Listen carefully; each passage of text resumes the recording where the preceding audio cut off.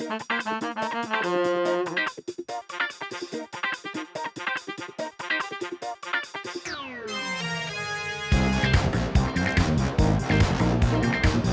you, Hayley Lewis, for your rendition of our theme, and welcome to episode 40 of the Champagne Comedy Podcast, where we talk about the best Australian comedy show from the 90s ever made, The Late Show, and other D-Generation comedy tidbits. My name is Matt, and joining this podcast today is Alison, Daniel, and Kim, and our US correspondent, Stephen.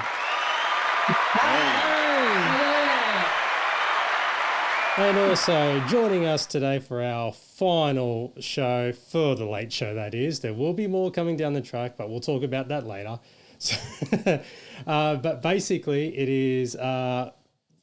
there's so much going on in this episode today. I don't know where to start. But also joining us today are two very special brothers. One you'll know from a 90s children's TV show called, Skytrackers. My project is on meteors. Now everyone knows what they are. Shooting stars, okay? Scientists think they can reveal clues about the origins of our solar system. That's why they're very valuable. I reckon it's this bloke named Robert Haag who'll pay big money for genuine meteorite specimens. Yeah, they call him the Meteorite Man. You interested in meteorites? Just saw his ad in the magazine. Okay, that's enough. $3.50 tomorrow, thanks, Bruce. Thank you for doing that. I learned all my acting skills from The Late Show to do that. I'm still getting And the other one who recently carried 12 pots of beer for some other up-and-coming podcast. I don't know if you heard of them. Are they in a clump and you're squeezing them all together? They're in two clumps. It's a double clump. Wow. They're on. Are they layers? Have you patented The double clump? Hang on. Are you stacking?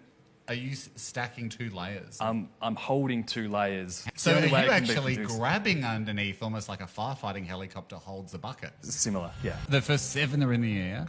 The 7 are on top of the 5. Oh my god! So now he lands. Oh my god! Oh my god! Oh my god! Now this is the hard part. This is the 7 beers on top of 5. They land. And he somehow landed. Oh them. This is amazing! You did it for Hamish and Andy. It's Nick and Justin Anderson.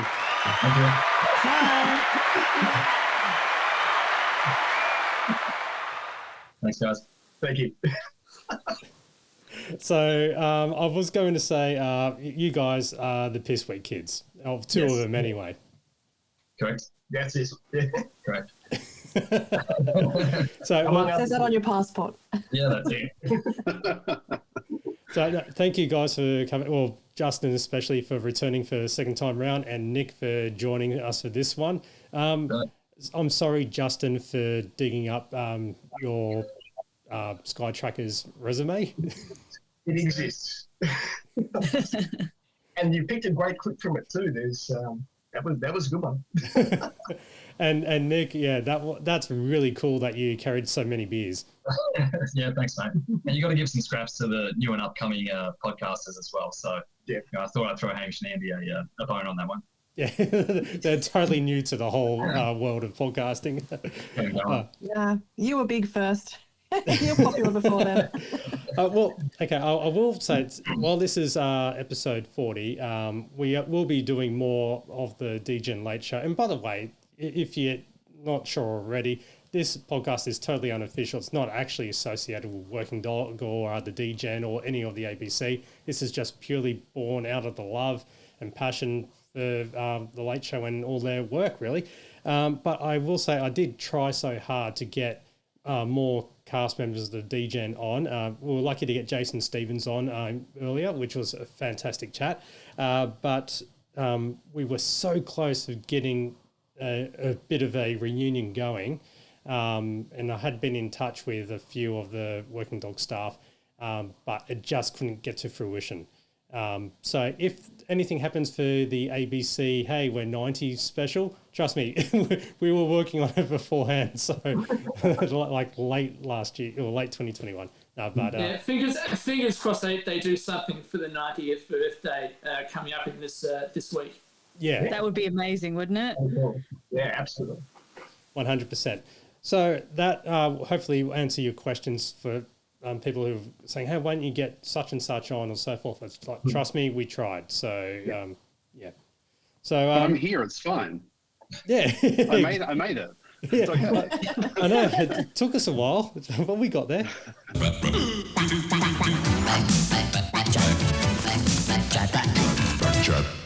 And we do have winners for the Bargearse competition, where we're getting people to record their quotes and so forth. So, and it was basically you could win a Bluey DVD box set, all thanks to Lauren. Let me just stand up. mygeekculture.com.au. There we go. There's a shameless plug there. There we go. And I've got my copy of the Bluey box set. That's what it looks like. That'll be going to our winner. Yep. Along with a few other things. Yeah. I've also got a copy of my own copy of A Nest of Occasionals. One of those is going out as well. And down here, this is a bit bigger. There we go. Joan Jett herself. Wow. Yeah, autographed and signed to Les and Chris. So make sure you change your name by default. Yes. So I don't know if you can get that on the camera, but yeah, there we go. So I don't know how much it's going to cost, but let's find out who the winner is. Yeah. Also, Best Bits of the Late Show Champagne Edition DVD box set. Yeah. And, as well as a 3-pack of CDs from Lucky Jackson, aka Michael Warren from Potluck. I'm embarrassed, and this is good and bad at the same time. It's probably one of the worst things I've ever made. And I've been. And you made product of its time. So. Oh no! I'm just kidding. That was brilliant. That's superior.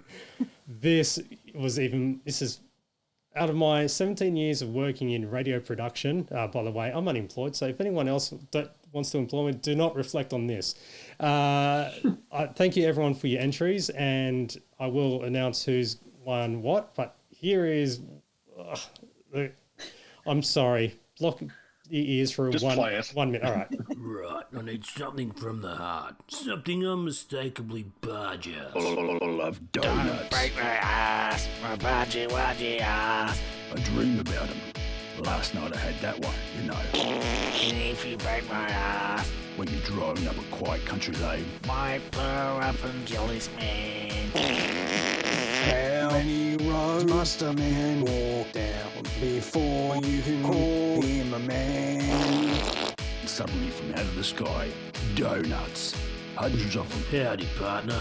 Is that a Nazi shirt? No, it's a Bargie shirt. Here's my response, Bowden. Can't be that hard. You just walk up to the table and say, here's your food. Food. All right, kids, let it rip. The answer is blowing in the wind. Never again are we running this competition. Were you up even later than I am right now to mix that together, or what? Yeah, 100%. So that was a combination of everything. And so the winner of the Bluey DVD box set is Steve, and not you, Steve, another Steve. Oh, damn it. Trust me, they know. the Late Show Champagne Edition DVD is Leonard. Joan Kerner frame poster is Alex. Tony Martin's A Nest of Occasionals book is Karim. And Michael Warren's 3-pack of CDs, Lucky Jackson, I should say, goes to Tim. So all 5 entries. Everyone gets a prize. Everybody gets a prize. Everyone's a winner. Yes, so congratulations. Which I think is fair enough, considering how much they had to embarrass themselves in order to enter. So I just want to say... And how many things did I have to eat? So Tommy Dysart passed away, Mr. G-O-G-G-O. Yeah, after we had mentioned him. After we mentioned him. Yeah, so... Coincidence. Yeah. Matt the Death Cat strikes again. Yes. Yeah, we killed another one. Everybody hurts. I'm so sorry. As well as the Logies as well. Tony did a great job at the Logies. This is the second Logie for Bluey. Also has 3 actor awards, 2 Screen Producer Australia awards, an ARIA award, an International Emmy. Far too many things for me to read out here tonight. Accepting the award, creator Joe Brum, executive producer Daley Pearson, and the team from Ludo's Studio. Congratulations, team. Incidentally, the original 1976 Bluey with Lucky Grills as the portly detective was the winner of only one Logie for most pies. There were so many to choose, but I thought that will be the most appropriate one for this podcast. As well as Have You Been Paying Attention won their Logie Award, and Rob Sitch appeared as part of the Bruce McAvaney Hall of Fame tribute. People used to come up to me and say, I love your Bruce McAvaney send-up. And I'd balk because it didn't start from trying to send it up. It was like singing a song you really like. I just keep repeating the commentary. Away, Kathy Lifting, what a legend. 1906, it's quick. Bruce, this is actually our show. Yep, fair enough, and you're doing a wonderful job. Really enjoying it so far. And that's what great commentary is. It's like the soundtrack of sport. And in the Best Of album, the best of Bruce McAvaney, it is the best. I could go on, and I will.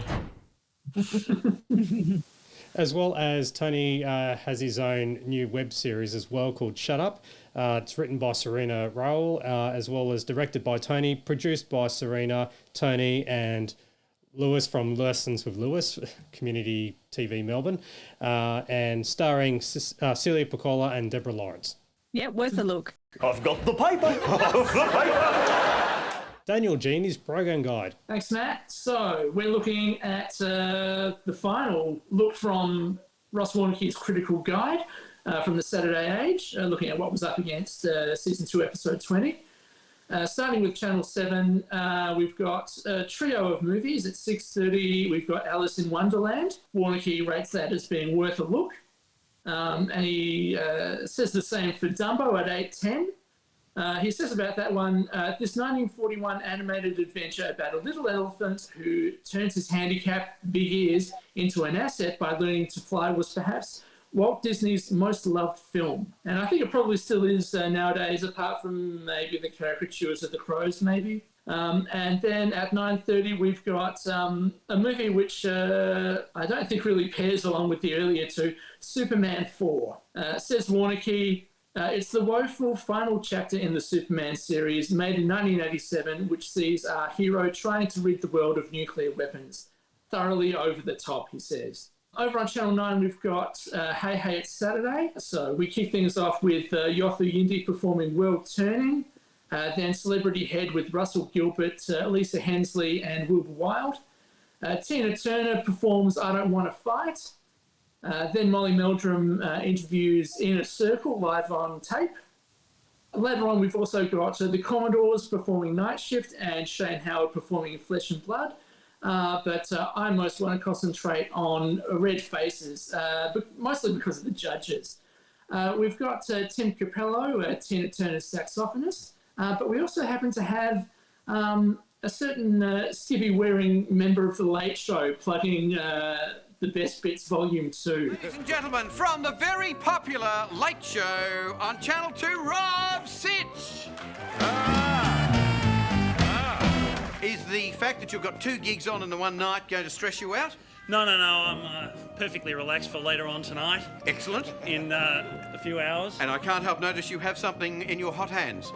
Dear me, we've decided to put out a video, Daryl, the best bits of The Late Show Volume 2. It's actually the sketches that weren't good enough for the first volume. Right. So if... $24.95 is a bit much for 5 minutes of videotape, isn't it? Now, Dickie. So that's out now, is it? Oh, it's absolutely tremendous value. It doubles as a blank cassette if you need. Oh, great. You haven't taken a bit out when you can over-record. I see. All right. Rob, was there something in that act that you enjoyed? You know, Daryl, on our show, that would count as a highlight. It's a 6 out of 10. Then at 8:30, we've got the movie The Gauntlet. Says Warnicki, Clint Eastwood as victim, that's a turn-up. In this reasonably diverting 1977 action drama, which he directed, he plays a none-too-bright cop escorting a hooker, played by Sandra Locke, to a court hearing to give evidence against mobsters. But the mobsters and their cronies in the police force try every nefarious trick in the book to stop them. Also starring William Prince and Pat Hingle. And then that's followed at 10:50 by In Excess, Full Moon Dirty Hearts. Says Warnicki, the video clips of all 12 tracks from the band's new album, filmed on the Isle of Capri, with the help of Australian filmmaker Richard Lowenstein. Hosted by Richard Wilkins and simulcast with 3MMM FM. So again, kind of a bit of a weird one, especially that late at night. Going over to Channel 10, we've got the movie Unholy Matrimony at 8:30. Warnke says that it's a 1988 made-for-TV whodunit about a murder investigation that finds unholy links between a self-styled Bible basher, played by Charles Durning, and the victim's husband, a psychologist, played by Michael O'Keefe. He then puts here, with Patrick Duffy as the cop. You know the cop, right? Patrick Duffy? Everybody knows the cop. From Dallas, right? And was it Step by Step or Step by Step? Yeah, that is certainly the Patrick Duffy I'm talking about. But I've got no idea who the cop from Unholy Matrimony is. Yeah, I was thinking TV's Patrick Duffy. Yeah. And South Park, he played Patrick Duffy's leg was part of a monster in there. Yeah. That's right. Oh, I love it. The Patrick Duffy for All right, moving on to SBS, and their 9:30 movie is advertised in the Green Guide as the exquisitely beautiful true story of a tightrope walker and the man she fell for. Get it? Very good. So it's called Elvira Madigan. Warnke says that it's the exquisite 1967 Swedish romantic tragedy. The story is unexceptional. A Swedish cavalry officer, played by Tommy Berggren, ditches his wife and children and runs off with Elvira, a beautiful tightrope walker, played by Pia Degermark. But Jorgen Persson's photography and Bo Widerberg's direction are stunning. In fact, he labels this movie as Pick of the Night. Now, last of all, the ABC. For the last time up against The Late Show, we've got Birds of a Feather. What'll I do? Season 3, Episode 4, titled Just Family. Daryl's parents, Les and Olive, contact him and Tracy for the first time since his trial. Despite always hating them, Tracy invites them around for dinner, and Dorian insists on cooking with them for the evening. Although it later turns out that she did this as she was expecting a boyfriend to call her on their number. The dirty car. One last time, I just had to put in. A few days later, Les and Olive write a letter to Daryl telling him how amazing Tracy's house is, and he suggests they move there from their prefab in Poplar. The girls are horrified by this. When Les, Olive and Tracy all visit him in prison, an argument soon occurs and he finds out what his parents are really like. That's followed at 10 o'clock by The Late Show. Thankfully, Warnke does label tonight's finale as worth a look. He writes down that it's live topical humour with the D generation and that it's the final for 93. And then the lead-outs are Order in the House, Parliament at 11 p.m, a repeat of Smith and Jones at midnight, ATVI News at 12:30, and then at 1 a.m, Rage with guest programmer Ice-T. Now, just quickly, you might be wondering what's turning up next Saturday to replace The Late Show. Now, you might think that it might be something in a similar vein, maybe another British comedy to go with Birds of a Feather. Well, this might be a comedy depending on how you look at it. It's Thatcher the Downing Street Years. It says Warnke, made for the BBC to coincide with the release of her underwhelming political memoirs. This is a 4-part authorised, in quotation marks, account of Maggie Thatcher's years as Britain's PM. Now, just before we get onto the episode proper, I just want to get in the right mood, so just bear with me one moment. Well, there we go. Yay! I thought, considering it's the final episode, I'd actually get some champagne. Unfortunately, I couldn't find any pingers down at BWS. And it's actual champagne. Well, are we allowed to say that word on this podcast? It is actual French champagne, but it's imported for Pinnacle drinks, so it's still, I don't know what you call it. It's still It's imported It's- champagne. Yeah, it's imported, but it's still Woolworths champagne. It was $37 for the bottle. It's Plonk. It's Plonk champagne. I've got the champagne and I'm ready. Let's get into this. All right, now it's time to review Season 2, Episode 20 of The Late Show, broadcast Saturday, October 30, 1993, and not knowing that this was actually the final episode. Well, I know, Justin, you were in the audience for it. Were you as well, Nick? It's actually October 30th was my birthday, and it was my 16th birthday, and my present from the team was a ticket to the last show. Oh, wow. Wow. That's Cool great. present. It was. Oh, happy birthday for that time. Lovely. We're 30 How much years notice late. did they give you? They just give it to you a few days before and you had to hurry up and get ready and go? Well, I can't remember what day we filmed The Last Charlie, but they told me then. They said, we'd like to give you a ticket. Like, it's great. Fantastic. So if you look carefully in the audience, you might spot me. Oh, we can see you in there. There's footage Yep. of you. I saw it too. So, one thing I get looking at this last episode on the home side of the screen is that there seems to be a really big atmosphere in the room. What was it like actually being there? It was insane. Obviously, everyone who was there really desperately wanted to be there. They were all massive fans. And again, didn't know really what to expect. And it's just a great place to be, really. It was an incredible atmosphere inside. And they amped it up, and it was, I believe, Judith Lucy did the warm-up. And she gave me so much shit. Everyone knew you were there. Yeah, I remember her saying that she has to watch her language because there's a piss weak kid, an actual child in the audience there, so I can't say shit. So it was, which was quite fun. The audience is certainly going a bit out of their minds. You know, we talked the previous episode; they were really crazy, you know, and this week is exactly the same. But I mean, the thing that's going to come up in this episode is they keep talking about this is the last episode for 93, you know, and sitting at home, I just assumed they would be back in 94, and they never were. And, you know, was there any sense that they were going to carry on at that point, or, you know, had they secretly decided this is it? I don't know what their thinkings were with it. I mean, we obviously sort of thought we might have got more gigs out of it, I guess. But they always seem to have more projects coming up, I guess. But yeah, it didn't feel like it was the end. Well, not from my end anyway, but it was pretty exciting.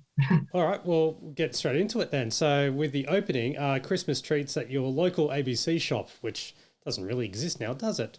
So sad. Yeah. I miss the ABC stores. Yeah, such as the Best Bits of the Late Show Volume 2, which, you know, they've been shamelessly plugging the entire time. And then you have some other junk that we don't really care about other than the fact that they had this. At long last, the complete series of Birds of a Feather has been released on VHS. At $7.99, it's cheaper than a blank cassette. And about as entertaining. Well, one quick piece of trivia, though, is that one movie they talk about was called The Plank, which I think they ribbed for saying that ABC would play it to death. It was actually Bill Oddie's film debut. Well, there are two different versions of The Plank, and which one was on sale? Because I've actually got a VHS, which is the Bill Oddie version, and it's got a different cover to the one that's on screen. So it could be the remake. There was one they did in the 70s, which is the remake, and then there's the original, which has got Bill Oddie in it, which is done in the mid-60s. Well, when you guys do the Plank podcast, we can find out all about it. We can dissect both versions in ridiculous detail. Well, when we do, I've got a copy on DVD. Wow. In fact, which version? Which version is it? I actually don't know because I haven't watched it yet. I've actually, I shit you not, I've actually got two copies. Of the bloody, I don't know how I got two copies because I've been raiding all of my DVD archives, looking for Working Dog DVDs. But I've also got the Eric Sykes collection, which also has The Plank. Again, I don't know which version, along with a few other sort of similar specials. My gathering from the disparaging marks about the 3 days the ABC aren't running it, is that this is essentially what the ABC would have been running before Mr. Bean came onto the scene, pretty much. Because it's in that same sort of similar vein where it's sort of very minimal dialogue, easy to understand family comedy. Yeah, it's visual comedy basically. There's another one that got repeated a few times, which is called Mr. H is Late, which is about a funeral, and of course the deceased is in his coffin at the top of a tower block, and then the lift breaks and they have to bring the coffin down the stairs, and it goes on and on. So yeah, Eric Sykes very much your kind of go-to guy in the 60s and 70s for your visual comedy. And yeah, obviously, it was either the test pattern or the plank. Yeah, pretty much. Often both at the same time. All right, so after the opening titles, you got the remarks with Tony and Mick confirming it is the final episode for 93. 40 episodes. Mick's been all nostalgic and he digs up their pilot tape, which is basically a clip show from 1950s archival footage of kids making a TV show, which is quite impressive because that's how bad as this podcast was if you ever go back to have a listen to our first few episodes, which were very black and white and rust bucket. Yeah, that's fair. But there is one bit you forgot to mention, and that is just before they go into their routine, Mick says, shall we do the one with the bricks, which is a callback to the first episode and the routine with, I just found these in my pants, and pulls out 2 bricks. And then Tony goes, I just found this in my pants. And he's got a hat stand. Yeah, good little nice. Bringing everything full circle. So John Hewson accuses ABC boss David Hill for airing his pro-Republican views, and ABC's basically tainted all those issues. And then Tony backs up David, and when they're going on, about David Hill, then he's basically, it's more or less a visual joke of David Hill taking over the writing or the supers on the screen, and starts going very Benny Hillish in one way or another when he tells camera 4 to eventually move to someone in the audience. Yes. Yeah. I was more distracted by. Followed by a core. Why can't we give her a series? Yeah. Yeah, I was more distracted by Mick's striped red shirt and the red curtain background. He just kind of blended into that, didn't he? No love for the super that says the Queen sucks, thank you. That was they could have just left it at that really, and it would have been brilliant. Oh yeah, the pro-Republican thing was all about being under the monarchy or becoming a republic, not the other stuff. So yeah, I wonder how that went. Anyone remember what the result was? I'm just really struggling here. What, back in 99? Yeah. Yeah, it was like, I think it was like 53-47 against. I think so. It was pretty close, but not close enough. Yeah, not close as Brexit, but as Tony Martin used to say, once Steve Weisard got involved, people just turned up the whole idea. I'm sure everybody was distracted by the text running along the bottom of the screen. But did you actually pay attention to what Mick and Tony were talking about during all of that interruption? Like they were talking about David Hill being some sort of a Playboy Mansion kind of a figure.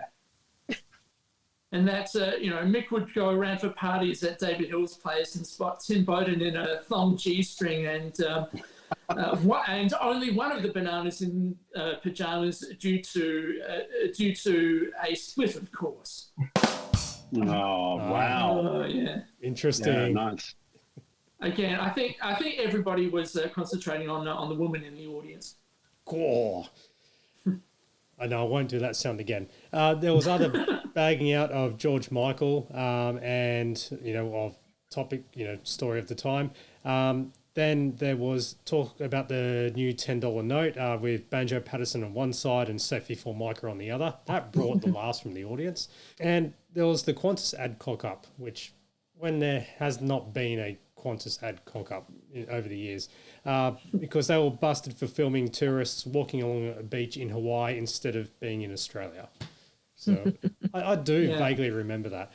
I actually tried to find on that ad on YouTube, but it's like a mountain in a molehill. Sorry, no, that's not the term. Needle in a haystack.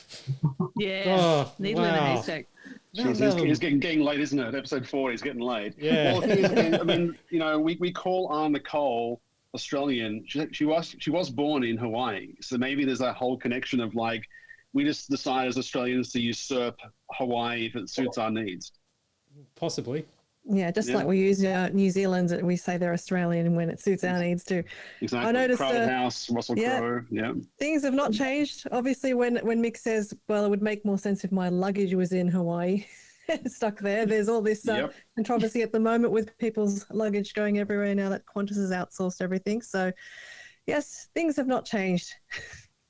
What do you think? Give us a call. We'll be right back after these noises.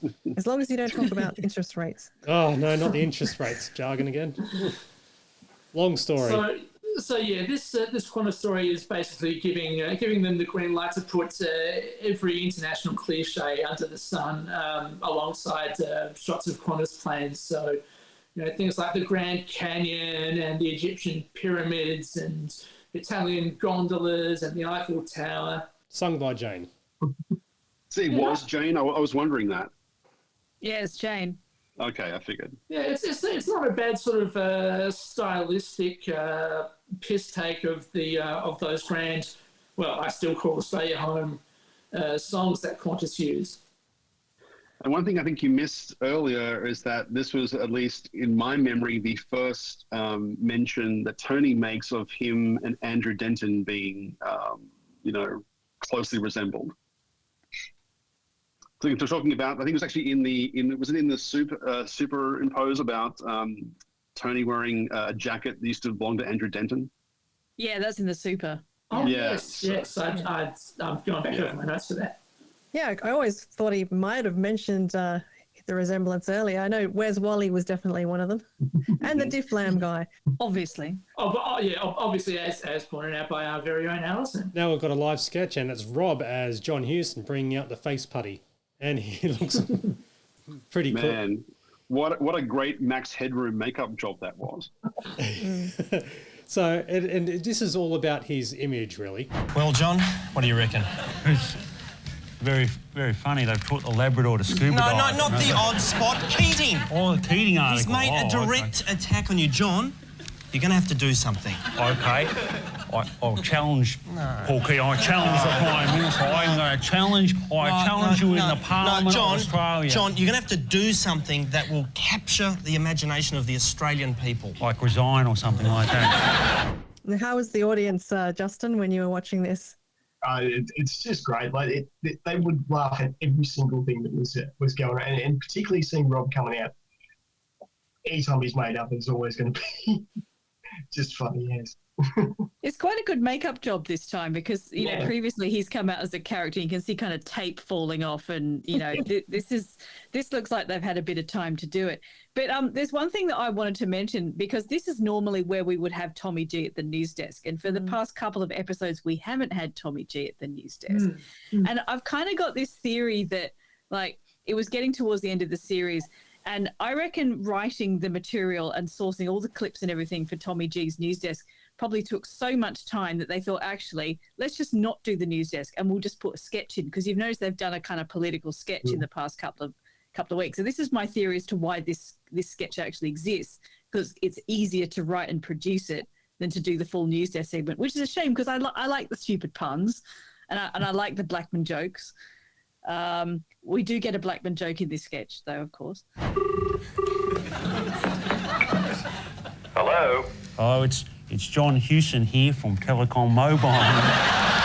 Who's that? It's John Blackman here, Doc. This is my gig, all right? So rack off. Very, very cool. Very nice. Good on you, Blackers. Yeah, and this is actually kind of, we're going to get a lot of these throughout the rest of this episode of just people who they've been referring to in the series just turning up to have a bit of a go themselves. So yeah, John Blackman, but plenty more big names to come. Mm-hmm. That's right. Speaking of big names, Charlie, we love you. It's a very Charlie Christmas, and you know what? I feel like skipping this altogether because it was a pretty. Oh, man. We've made Nick and Justin sit here for ages.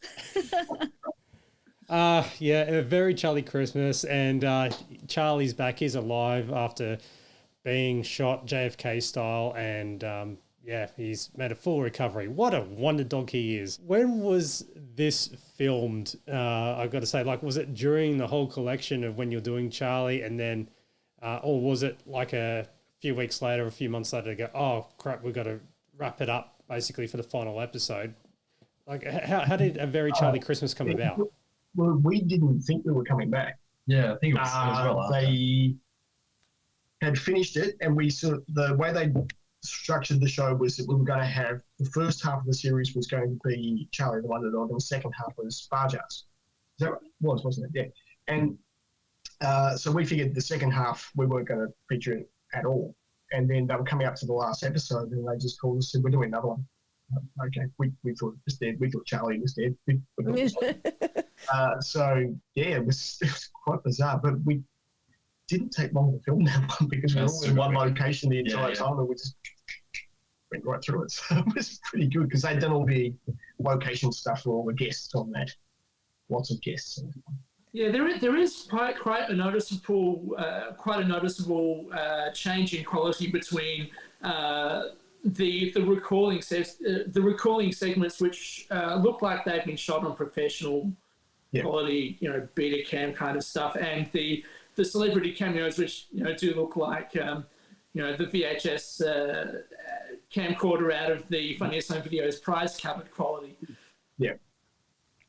Well, Santa always used was a Sony Handycam. I think so. Around on. Yeah, all of the Charlie stuff was all shot on a Sony.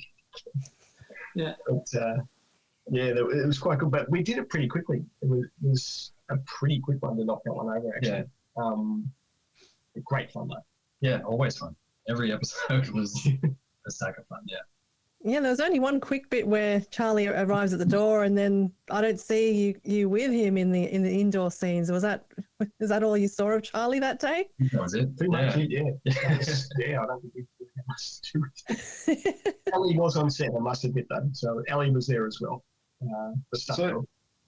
Who directed these episodes? Was it like just Santo being the director and director of photography at the same time?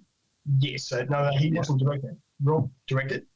Okay. Was the wrangler, the animal handler, the dog wrangler, and Santo filmed it. Yeah. And was Rob, like Kubrick style, just like take after take after take just to get it perfect? Or was it more just like, okay, shoot once, okay, it was good enough, right, next one?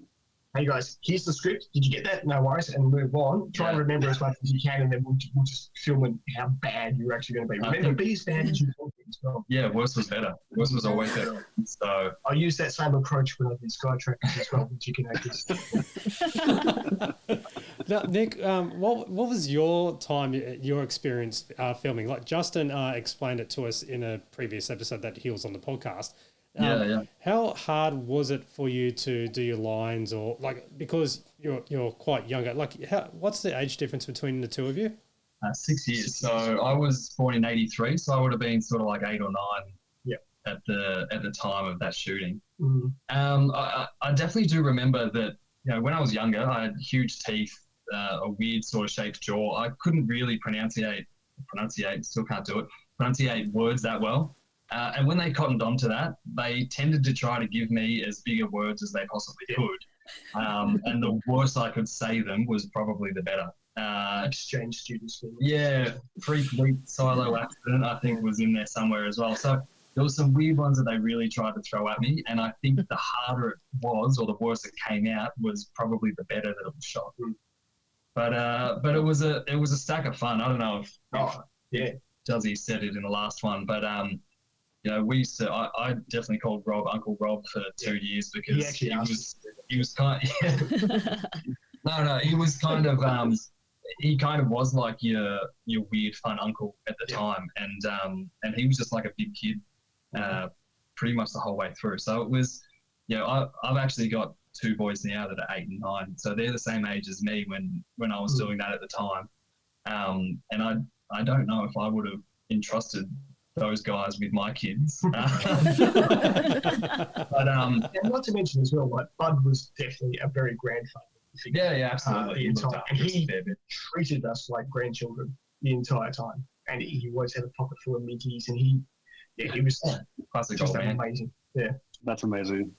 No. Did you get like Did you get Christmas cards from Bud with an iron $1 bill inside? Rashes voucher or something like that. Nick, with other than the Piss Week kids, you also did some other bits and pieces with the Late Show, such as appearing as the Chicken Tonight parody, Dickhead Tonight. Classic. That's probably the one that people mention most, I think. But yeah. Now I got to well, we've got both of you here now. Well, Justin has praised, saying like it's a privilege. He rides with it, like it's all cool. How do you feel about, as long as people, I guess, make fun of it, but do it in a humorous way instead of, encouraging you on just to stir you up? How do you feel about when people quote stuff to you straight away from the show? No, it's heaps of fun. It's heaps of fun. I think I don't actively sort of go out of my way to tell people because it's still, sort of a subset TV show, subculture TV show, and not everyone really knows about it and necessarily the characters that were in it. But, a lot of times someone has discovered it. Usually they discover it and it kind of, it spreads itself out and you just go along with it. Like it was a pretty fun and awesome time of my childhood, and I don't see any negative connotations to it at all. So, and no one is ever negative. The people that do know it all usually love it. So there's never any real negative connotations to it. I mean, I guess a lot of people do embarrassing things when they were kids. We just had it on film, but lots of people have watched. I mean, you've also skipped over one of Justin's biggest credits, which is Spotty Drug Cook in Underbelly. That's right. Yeah. Absolutely. And I only got that gig because I worked in a pub and I knew all the gangsters that you were actually involved in the Underbelly story. Oh. And I also had buggered up my leg and I walked into the casting with my leg in a cast and I was on crutches. So I looked terrible. So, that was pretty much, I provided my own spots in that one. But funny story with filming that Underbelly is that one of the actors on board was Angus Sampson, who's huge now. And I walked onto set and introducing ourselves and got kind of Grantley and walk over and there's Angus Sampson and said, "G'day, I'm Justin." He goes, "No way." No, I am. He goes, "You're a piss weak kid." I'm like, I am. And I went to put my hand out to shake it. He goes, "No, we hug now." And he just leaned in. And that was really cool. Can I say that was one of the best Angus Sampson impersonations I've also heard? So you just did a name drop for Angus Sampson, which is fantastic. That's so meta. As a Get This fan, that is so meta. Are you both still active in the, I guess, entertainment industry? Not apart from popping up on random podcasts here and there. Well, I am as well. I've got a theatre company called Bit and Byte Productions. I started with a couple of mates back in 2013, and we do shows around Melbourne. I'll be directing one later in the year, which is coming up. So I still get my hand in there every now and again. Play the occasional spotty drug cook. Surly bartender is another good one I've had. Jake's mate is another good character I've played before. Classic. I remember that one. The Slap, I was Magpie cap-wearing man. Yeah, you're in Stingers as well. I was, yeah. Halifax FP is Young Man Number 2. That was a good one. Not Young Man. That episode actually featured Hugh Jackman as well, going back in the day. This is a name drop challenge right here. I mean, just bang, bang, star after star. Yeah, I just don't have great enough credits on top of that. Oh, mate, there's always Bruce. You can always fall back on Bruce. Oh, Bruce Lilly, yeah. Bruce from Skytrackers, everyone. Just want to point that out. That's fantastic. Like, you guys are iconic for being part of the whole Late Show and, just being something which is probably one of the most easiest acting performances that you could do. If you could call it acting. Simulated acting. The funny thing is that I kind of fell into the role because I wasn't really involved in acting or anything like that. Juzzy always was, and they just needed a younger sibling and I happened to be an actual younger sibling, essentially. So yeah, I did some bits and pieces here and there, but yeah, in terms of the Late Show stuff, I was just riding on the coattails of Jolly on that one. Yeah, because your parents also are part of the Piss Week world as well, weren't they? I think Mum was Jane not there one day. And, that's right, yeah. And Mum was the only other woman that happened to be there, so she got thrown in, and I think Dad was wearing a footy jumper or something. Yeah, he's not pushing and he's all sitting next to me in the finale as well. Yeah, well, your parents are very active on Facebook, interacting with the Late Show, the Champagne Comedy page as well. So, your family are fantastic. So, I'm sorry that sounds a bit sucky, but it's great. 10 weeks since we last saw Charlie the Wonder Dog. Does that count as the world's shortest reboot? Do you remember this sketch off by heart or anything like that? Or was it like, can you remember your lines or your throwaway bullet points, I guess? The time that Charlie successfully lobbied the Deputy Prime Minister to stop him in Ravenswood. Good crack. Not bad. Wood chipping. Wood chipping. Wood chipping. Yeah, that's right. But yeah, like we are subjected to a cavalcade of cameos here. Yeah. Yeah. There's a lot. Did you know about all these when you had the script? Did you know that Charlie would be so busy? I don't know if they had already filmed all of them or not when we'd actually done it, or they must have done something or knew they were about to film them because they were obviously lines. I don't think there were any extra lines that they didn't use though. But yeah, it seemed really quite interesting. I think Mel got into the manpower one a little bit too much though. Possibly, yeah. I also feel like this is like an era where we saw almost like the last of Australian politicians being prepared to be on camera in a sort of non-chaser kind of way. Wasn't Bob Hawke on a country practice once? Like, to get like, the Deputy Prime Minister on the Late Show is a pretty sort of, I think, significant, I think, signal of support, whether it's implicit or not. Yeah, it was at the time. That was good fun though. And Bud certainly got into it. He's pretty animated in that one. I think so. Well, he gets to say what is quite possibly his catchphrase in this series. He truly is a wonder dog, to which everybody says, he sure is. There's not only two I want to mention, which would be a bit of recycling, I think, of John Farnham's Sandhurst Machinery studio footage with a bit of Charlie cut into that. Yeah. And also Charlie being on Red Faces, again with John Farnham. Now, I'm sort of wondering whether that might have been recorded last Saturday when it was just Farnsiorama on Hey Hey It's Saturday. And we're on stage now, and it's Santo reading out the late mail, and Anthony Gribble from Newcastle writes in to ask if they know another one for song lyrics like the previous episode, but if they know the lyrics to Come On Aussie, Come On. And it was just a summary of just an excuse really to write their own version. It's basically a Where Are They Now version.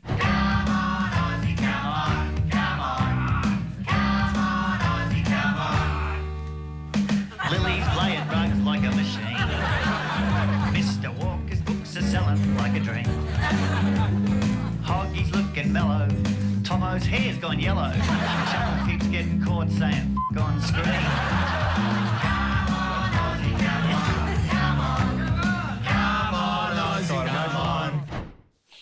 Good old Jane singing in the background of that song as well. Yeah, nice little callback to, well, sort of 10 years ago or probably even before that. I remember that song when I was a young kid being on TV quite a lot, the early 80s. But had been on for a while. A hark back to when it seemed like every cricketer had a book. Yeah. When Max Walker was peddling his book at the time, but we see another cricketer's book later on in this episode. It feels like everyone had one, of course, with Tim Zura as well. The gloves are off now for the facts. So they all had one at one point.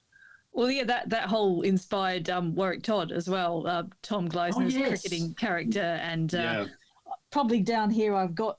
Oh, look, here they are. Here we go. Here's a couple of Warwick Todds for you. There's two of them. Many more lookalikes. Some which are quite impressive and some which are like, but they were getting better and better. I quite enjoyed the one with Tony and Elvis. Yeah, that was quite. That was not too bad. Uncanny. Yeah. I think my favourite was the one which just seemed to be some random nude guy who people seem to mistake for Mick Malloy.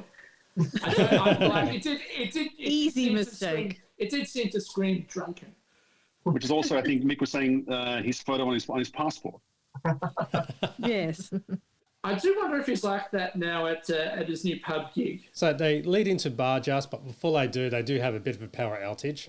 And what's happening? A bit of a power failure? I think the main generator may have blown. I better go fire up the emergency generator? Yeah, I will. Tom, you be very plug careful. the video or something while I'm gone, We'll Tony. just stay here and mention, of course, the Best Bits of the Late Show Volume 2 is now available.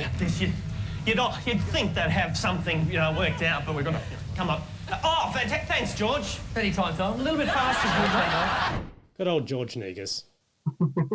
Yeah, on an exercise bike, running the whole of the ABC, apparently. Very loyal employee. Oh, and watching that back again, like I remember that scene very well. But looking at when I was watching on the old VHS tape this week, and like that bike is very old. I'm like, was it like the ABC like in-house gym that old, where it had like a bike from like the 1960s or 50s, and they sort of just dragged it out to the backstage. It did look very proper for its place in that sort of where there was transformers and cables and things like that.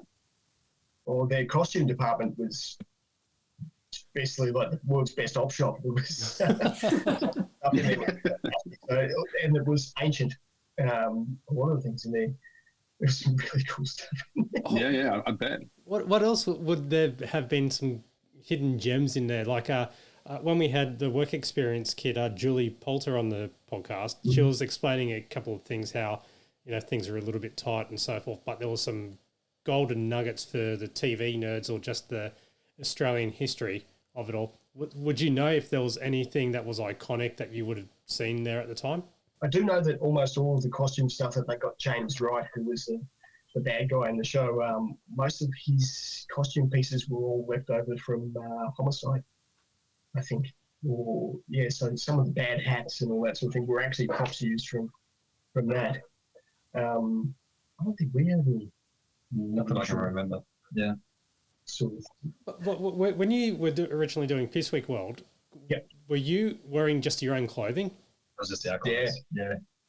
So that's how bad it was. Yeah, costumes. No special costumes. Yeah, that's just what we turned up in. They go, great, you look terrible. Yeah. The other thing I had was one of the first episode of Charlie was just a knockoff Stussy shirt that I got from Pipeworks Leisure Market. But the second time I wore a green flannelette shirt, they said you need to wear that same flannelette shirt every single episode now. So it was one consistency. Well, that I think a lot of us had a flannelette shirt in the early 90s. They were kind of a thing, weren't they? Yeah. Beautiful. And the hypercolor T-shirt to match. Absolutely. Obviously. Yeah. No happy pants, so we didn't go that far. Stacks of slacks. I used to live across the road from the Dashboard Doctor, which I think is... Oh, wow. I remember we looked that up to see if it was still there. It's on Sydney Road in Coburg. And yeah, I moved a few years ago and I was living across the road from like that. I know exactly where it was still called the Dashboard too. Oh, that's gold. Selling point. It would have been raised the price value of your place. So here's the important part. So Tony goes to explain the upcoming final episode of Bargearse, where there is a pixelated face of a particular actor. Now, Daniel, would you like to explain? Or you know what? I'll just give the whole floor over to you. Well, yeah, I had to go scanning through my box set of Bluey. And basically, our obscured actor, the bits we see of him, they're actually from two separate episodes. The one with him walking into Bargearse's office is from the episode after where he comes out. It turns out that our mystery actor is Fred Parslow, and he played the chief superintendent in 3 episodes of Bluey. Now, we are definitely not defaming him because he passed away on Australia Day in 2017, so you can't defame the dead, apparently. He was sort of known more for his acting work. I can't vouch for any of his theatre restaurant work, as Tony alleges. Yeah, he was certainly seen in quite a few fellow Crawford's productions, like Cop Shop and The Sullivans, as well as Bluey. He also appeared in The Magic Boomerang, Against the Wind, Skyways, Neighbours, The Paperman, Mission Top Secret, telemovie Burn the Butterflies, and a miniseries A Long Way From Home. We've found now between the 2 series that The Late Show have redubbed, there are actors that feel like perhaps that their original material has been sullied by what The Late Show has done. I actually happened to go through the Get This archives on both Microfiche and 8-Track and found this snippet from Tony. There was an actress who was in the original series Rush, who's now passed away. Her name is Olivia Hammett. Yeah, we did this thing called The Olden Days, and we were halfway through doing it, and she called up to say that it was disgusting and it was, a sacrilege on all the actors who were in it, and she wanted to be cut out of it. And I'd already written the next episode, and she was in it. And because she was the only woman in Rush, she was in, like, every scene, so it was almost impossible to cut around her. And I'd written this, and it's a joke which, sorry to go way back into history, but if you remember the olden days, there's a bit where Governor Frontbottom does a chicken impression because he's insane. Yeah. And I really liked that joke. And they said, you've got to cut that scene out. And I said, offer some cash. Let's see just how principled she is. So Michael Hirsch called up Olivia Hammett and said, I know you've got all these high and mighty principles about acting, but how much would we have to pay you just to play that one joke? And she said $3,000. Wow. So I wrote her a check of my own money for $3,000 just so that joke could go to air. So that is a $3,000 chicken joke. Wow. There you go. So, yeah, obviously nothing in Tony's coffers for Fred Parslow. That's amazing. amazing. You can only sign so many $3,000 checks, right? Yeah. Bargearse.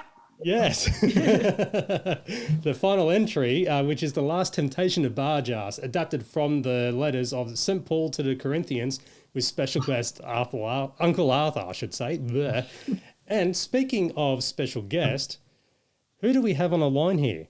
Hello, I'm Shanra. I am Lucky Crew's daughter, or Bargearse's daughter. Fantastic. Thank you very much for joining us on the podcast tonight, Shanra.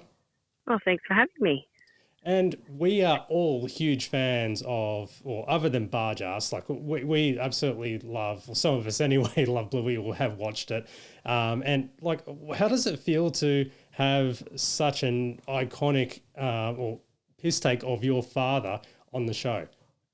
It's pretty amazing. I have to say I'm very proud. Always have been, but yeah, definitely very proud. So it's exciting to see that, you know, he's still going strong despite the fact that he's not around anymore. So yeah, that's pretty cool. And how old were you when Bargearse was out? Were you of the age where you had peers that were coming to you saying, look at this, look what's happened?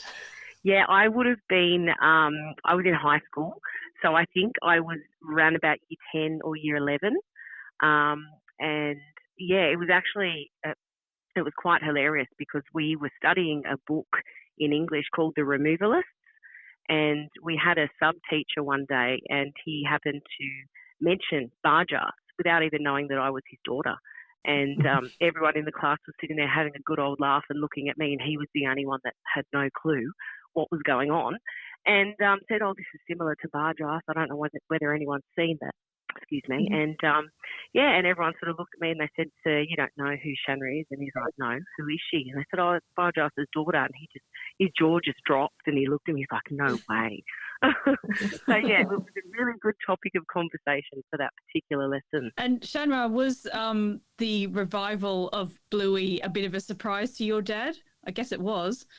It was, and he actually loved it. He was so proud that they brought it back out, and especially in the way that they did, because it kind of, despite the fact that he was always popular, it kind of brought everything to life again. And, they brought out all the merchandise and everything like that. So he was just absolutely thrilled. He'd come home and he'd give us T-shirts and videos and all sorts of things. Here, give these to your friends. And I'd be walking through Westfield and see people wearing Bargearse shirts, and I'd sort of have a little laugh to myself. So, yeah, it was really, really quite cool. At the time, Dad actually lived in Cogra at the time. So, yeah, he was still around. He ended up moving to Queensland a few years later. But, yeah, it was pretty exciting that, it was quite close to home. Everyone, knew who he was, and it was just a really great way to bring back, the Bluey thing. So he was pretty happy about that. Shanra, does your dad ever tell you any stories about the making of Bluey? Yes, he did. Actually, I was very young at the time that Bluey was made. I would have only been a toddler.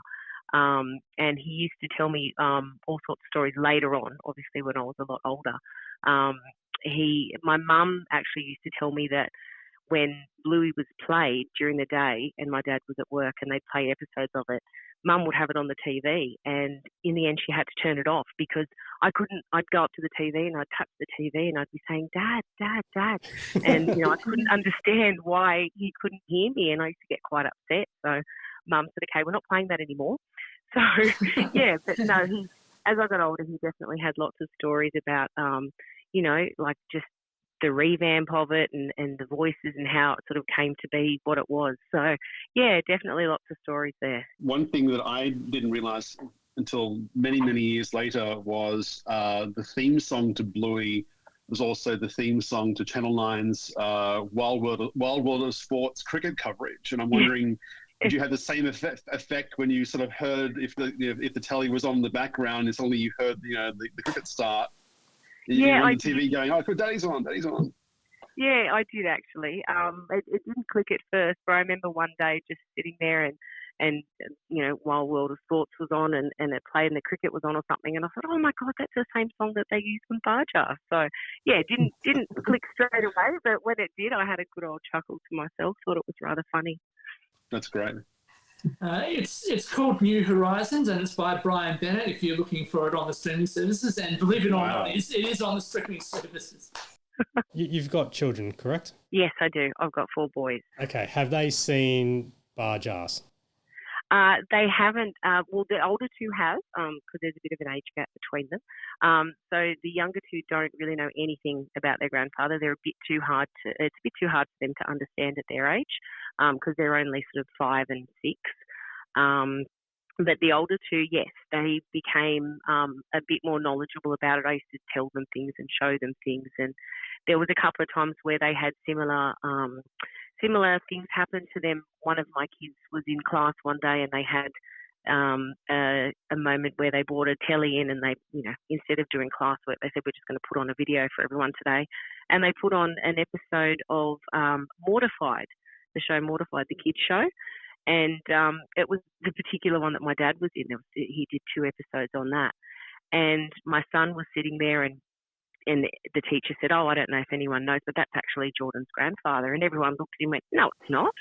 And he sort of put his head down and was a bit embarrassed. And they said, yes, it is actually. So, yeah, there were a few things that happened like that. And there was another time where my son's school actually asked me to come in and do like a talk on him to all the kids in the library, because they were talking about anyone that had famous relatives and things like that. So, of course, they called me up and said, "Oh, would you mind coming in and doing a talk on your dad and bringing in some material, some things you might have like magazines or, anything that you can sort of show the class about who he was and stuff." So, yeah, that was a little bit of fun. I did that many years ago. You must have some good memorabilia then.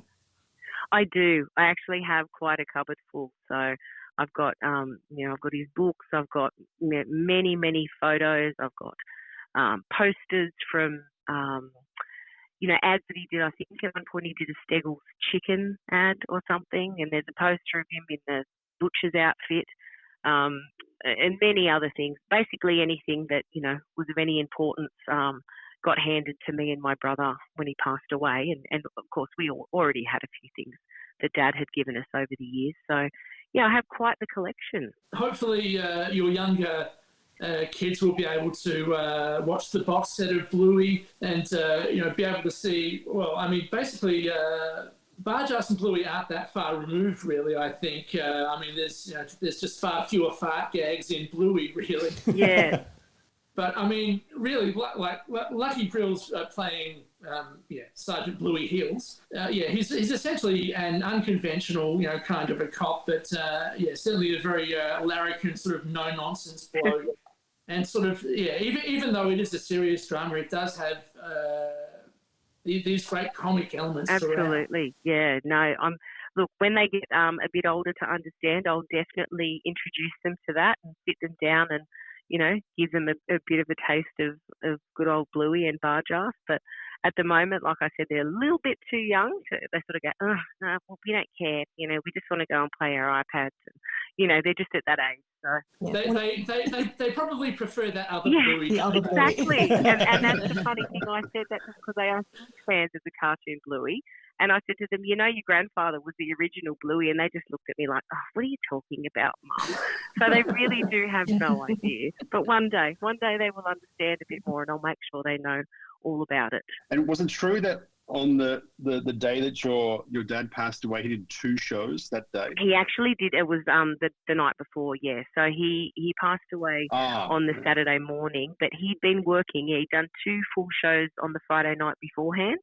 So he never really stopped. He was just, even for his age, he was constantly driving and travelling and just squeezing as much in as he could because he just loved doing it. It was, that was his life. So, yeah, he worked right up until pretty much the day before he passed away. That's amazing. Well, Shanra, we salute your dad and for giving us all the laughs and entertainment for many a decade and also generations. So absolutely. Be proud that your dad is such an icon. I am. I'm very proud, and I'll make sure that my boys are proud when they get old enough to understand it. So, yeah, definitely proud of you. Shanra, thank you so much for joining the podcast. We really appreciate it. Thank you for having me. Nice to talk to you guys. Shanra. All right. Take care. Bye. Thank you. In Bargearse, Bargearse offers the head of the ABC a souvlaki, but in Bluey, it's actually a pasty. I was going to say that. Too cultured to be souvlaki back then. And he was very polite too. He goes, pasty. And because I think it's like episode 13 or something. It's right in the heart of the series. It is 39. It's 20 and 21. We see Fred Parslow. If you're looking on the DVDs. But yeah, that whole thing. It's 2 separate episodes. You might see the guy's tie change.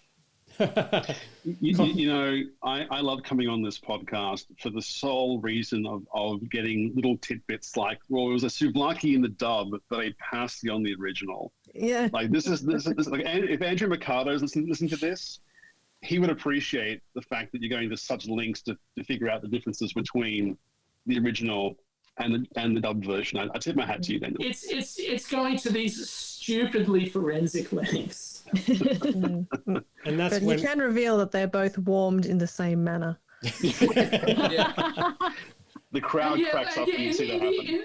In the original, there was no reason for Bluey to be sitting down and just suddenly get up. But considering that it's the place where he put his pasty / souvlaki, it lends itself to a great little sound gag. Fart sound effect followed by ding.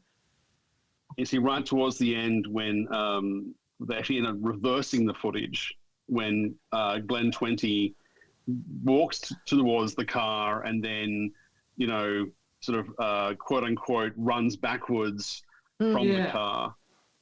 Yeah. Well, I'm going to ruin it even further. So the part where Bargearse, does light up and the car explodes, that car explosion is from the very first episode of Bluey.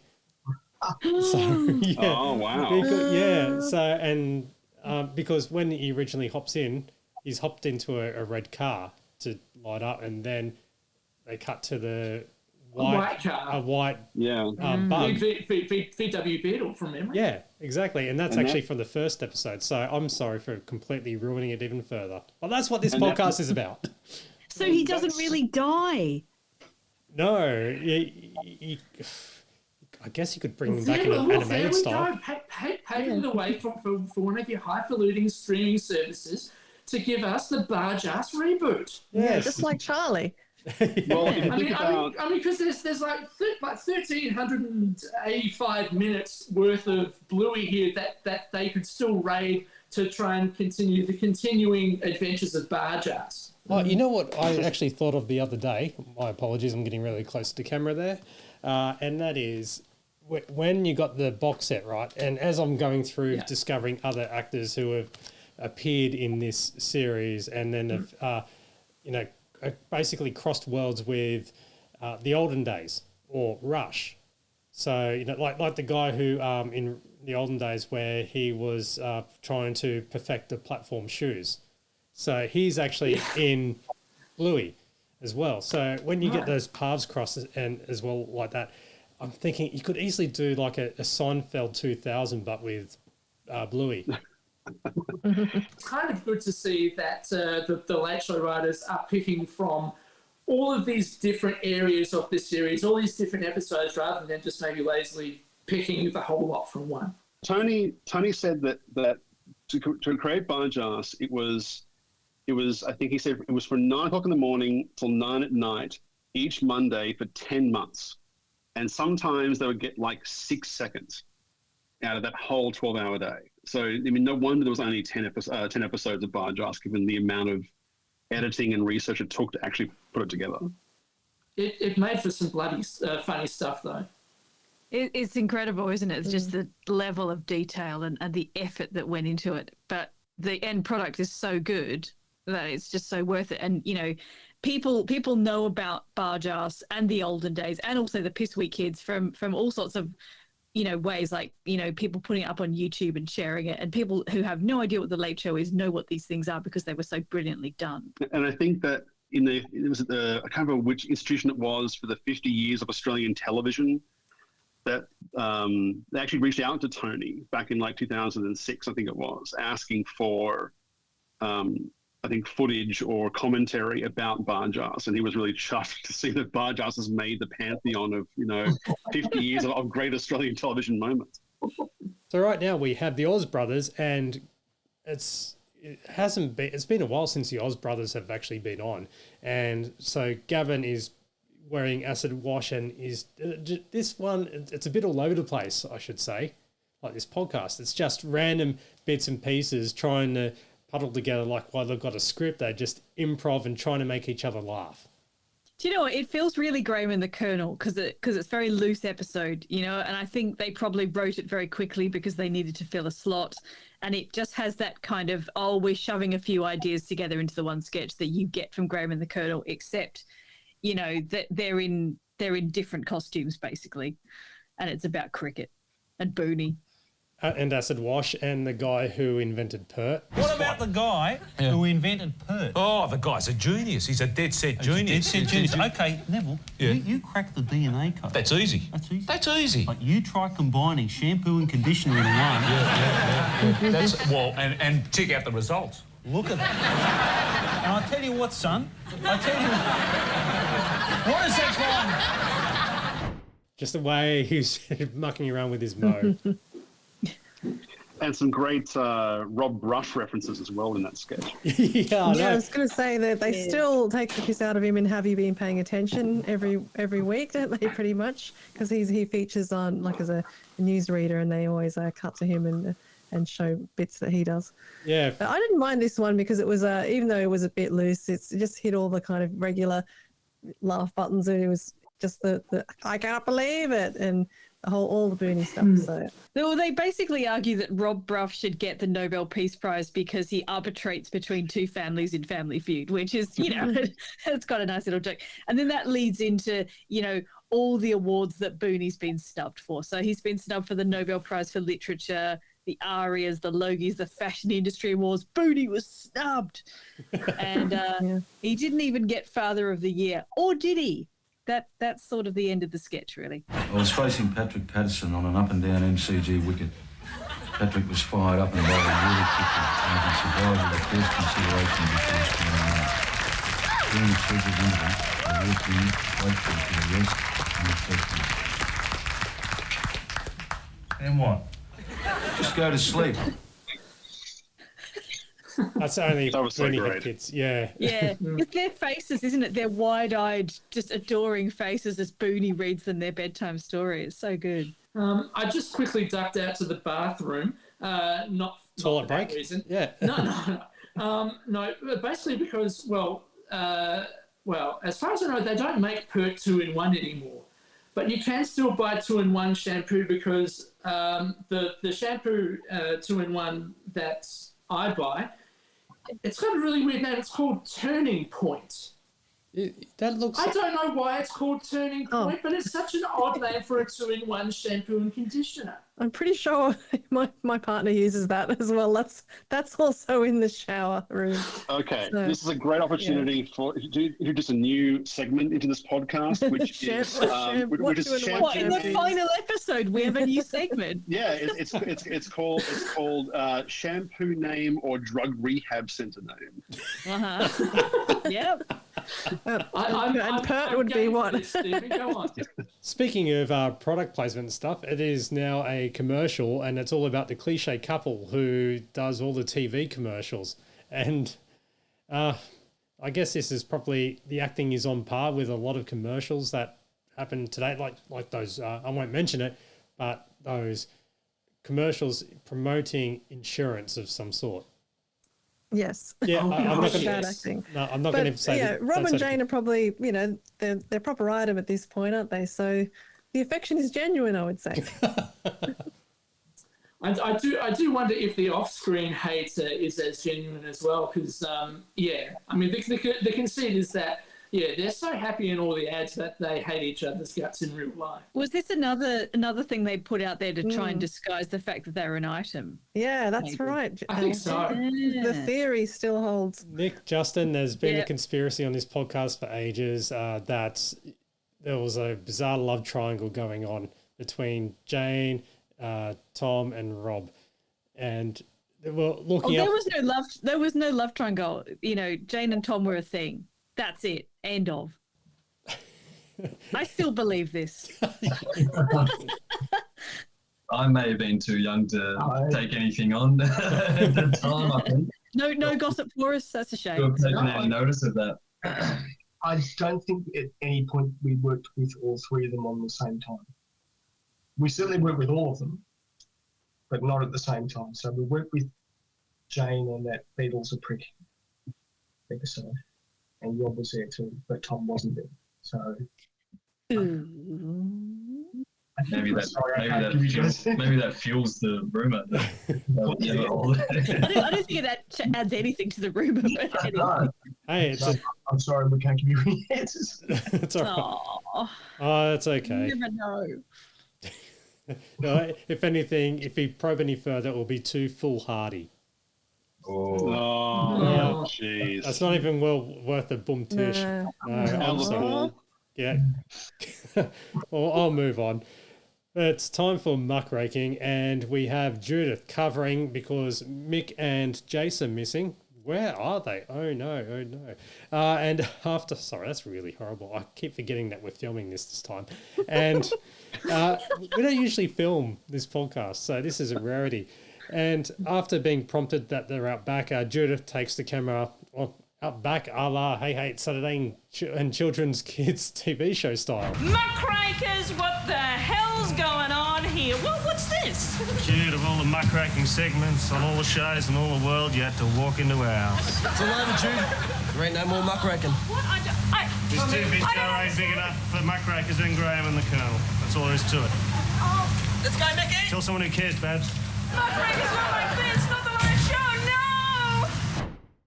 And that's where the teaser leads into for the podcast, because it was all about their version of Casablanca. But why my name, Richard? Because you're getting on that plane. I don't understand. What about you? I'm staying here with him till the plane gets safely away. No, Richard, no. What has happened to you? Last night Last night we said a great many things. See, they did a really good impression. They really did. And I think this is the moment when watching it back again, I'm like, wow, they really are not coming back, are they? This is like such a finality sort of sketch that at the time we didn't know. But you look back at it now and you think, yeah, they probably had decided already as a group that they weren't probably going to come back for a third series. And so, you know, and I think this is also a really great sort of muckraking, vehicle for them, because it was a great scene between Jason and Mick ultimately. Yeah, I remember Jason mentioning he decided to go and move on to other endeavors, and I'm not sure about the rest of the crew, but Jason being in this sketch definitely had that those final moments definitely seemed, when you look back at them, that they are never coming back. Oh, very sad. Yeah, and except that they keep saying this is the end for season 93, which implies a season 94. So mixed messaging here, I think.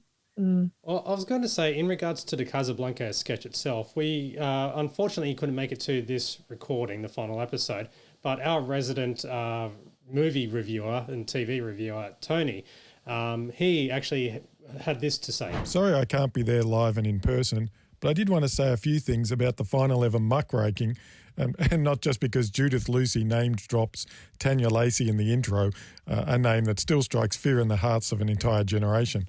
We all know now that this is the final ever episode of The Late Show, but when this episode went to air and I was sitting at home on a Saturday night watching it, I had no idea that this was going to be the final ever episode. Tony Martin says the final episode for 1993 in the opening, so you know, obviously that means there's going to be more episodes in 1994, right? So the way this particular muckraking makes it pretty clear that there ain't going to be no more muckraking came as a bit of a shock to my system. Sure, once you get past the Casablanca homage, it's really just a collection of callbacks, and who could forget all the Dado slag-offs? But it's also weirdly emotional if you don't already know that the show really is about to come to an end. It's a proper send-off for muckraking too, even if standing on a runway next to a DC-3 plane is a bit of a weird ending for a segment that was really just about making fun of pissy celebrities. But it is memorable. It's one of the few segments that really make this episode feel like a finale rather than just the final episode for 1993. Plus, there's some really great acting from Alf Camilleri too. Yeah. Absolutely. Oh, well said. Definitely. Yes. Thank you, Tony. When they threw to Casablanca, or that whole bit, the pre-recorded sketch when they were actually doing the whole thing, showing the little fat kid from Hey Dad in the frame and so forth, was that being shown on the screen in the inside of the studio or just on the monitors? Can you remember when they... It was on the screen. It was definitely on the screen. And that shot is at Essendon Airport, and you can still see the plane. It's the DC-3 is called the Goonie Bird. It still operates. You can actually go on flights on that. They do like a 1930s style dinner and a flight on that. But to answer your question, yes, they actually had it on the screen, so we could actually see that from the audience. That was really cool. Because I've always wondered how they would do that when they go from something live and then transition into a pre-recorded item. And everything was on the big screen, so we were watching everything live and reacting to it exactly the same as what the audience were. I just like the when they were recapping the history of the muckraking segment, when they said we said that Julian McMahon and Danny Minogue were a likable couple. I just think that just feels like a lifetime ago when Julian McMahon and Danny were a couple. It just feels like almost like we kind of dreamt it. Yeah, they were a couple for a couple of years, weren't they? It was a very short period of time. And they got married as well. I remember I've got somewhere in my archives an old copy of Who Weekly, and they were just talking about their upcoming wedding. And it didn't last long. But we already knew this because it was predicted by when Jane was doing a little This Is Shit song. That was this? Yes, Holy that's shit. Now it's the final time that we're going to see this, and that is the toilet break. And this is it's all visual. unfortunately. So I've only got a little audio snippet just to set you in the mood for it, but it is Act 7, Len Somerville and his performing dogs.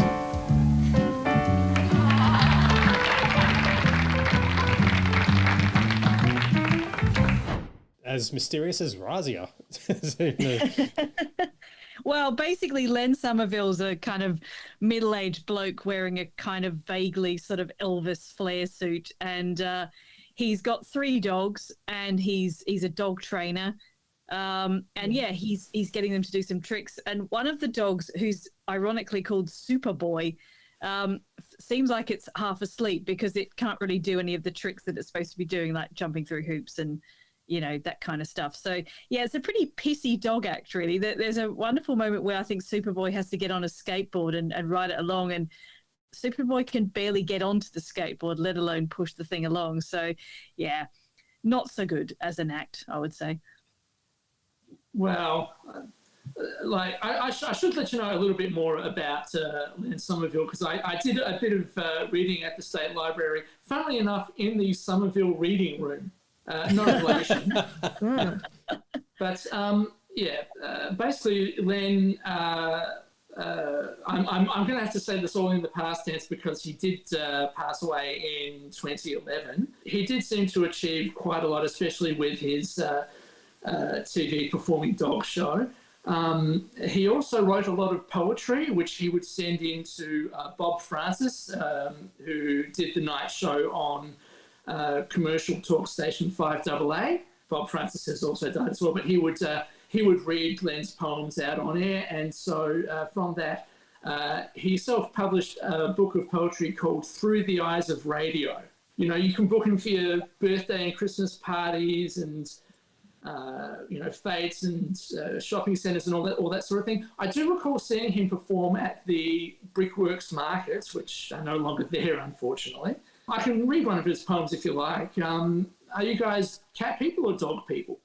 Do dogs, because this is about dogs. So this is one of his poems called My Real Best Friend. I've got heaps of real good friends who I could never be without. I love their ways and their trends, but my true friend has a wet snout. He never criticises my actions, nor does he care how I dress. He gives love without distractions, even when he is under great stress.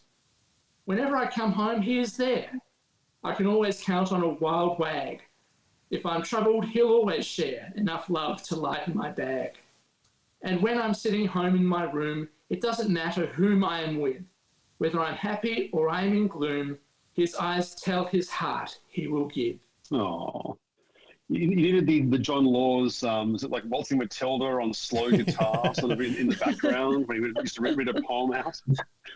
And he says that and goes, "That's brought to you by Valvoline." That's right. Judge Roy Bean would know what to do.